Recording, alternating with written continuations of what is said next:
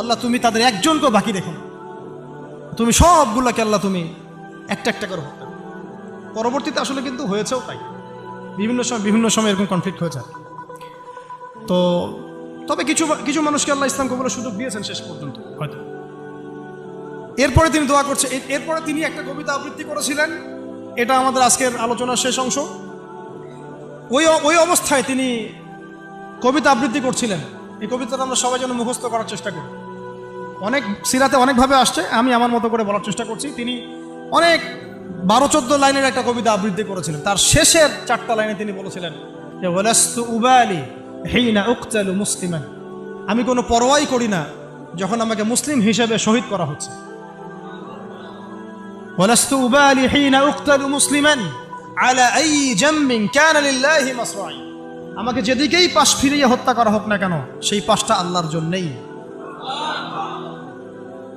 ওয়াযালিকাল ইলাহ ওয়া ইন ইয়াশা, তিনি এমন একজন ইলাহ যিনি চাইলে ইউবারিক আলা ফি কুল্লি শিলউইন মুমাজ্জা, তিনি আমার প্রত্যেকটা হাড়ে রক্তে মাংসে বরকত দিতে পারেন। এরপর তাকে শহীদ করা হয়। তো প্রিয় ভাইয়েরা, অনেক আলোচনা হলো, করতে থাকলে সারা রাত চলে যাবে, একদিনে তো সব বলা যাবে না। তো ইনশাআল্লাহ আমরা প্রতি মাসে যদি একটা করে সেশন করতে পারি ইনশাআল্লাহ তাহলে আমাদের জন্য অনেক মুফিদ।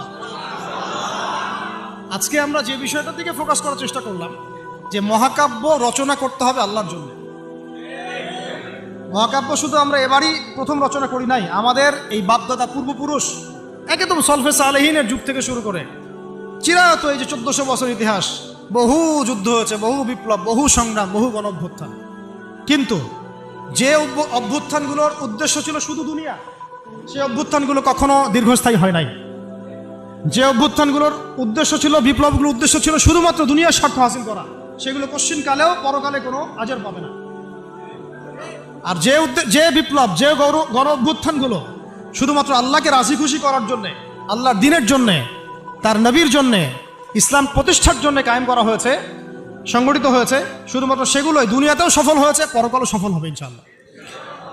এবং আমাদের এই ভাইদের ত্যাগগুলোকে আমরা যেন বিফলে যেতে না দেই। এই নতুন বাংলাদেশে তাদের যে মহাকাব্য, এগুলোকে যেন আমরা স্মরণ করে রাখি। এবং এই স্মরণীয় করে রাখতে হলে আমাদেরকে এই মানুষগুলোর মতো মহাকাব্য রচনা করতে হবে। আল্লাহ পাক আমাদের সবাইকে কথাগুলো বোঝার তৌফিক দান করে।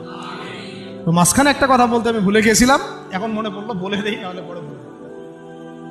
ওই যে মিদআমের কথাটা আপনাদেরকে বললাম যে বাইতুল মাল থেকে কি চুরি করছে। হ্যাঁ, আপনারা যারা গণভবন থেকে এত কিছু নিয়ে আসছেন এখন বুঝেন কি করবেন। এটা তো বাইতুল মাল হয় নাই ভাই, ওটা কি বাইতুল মাল?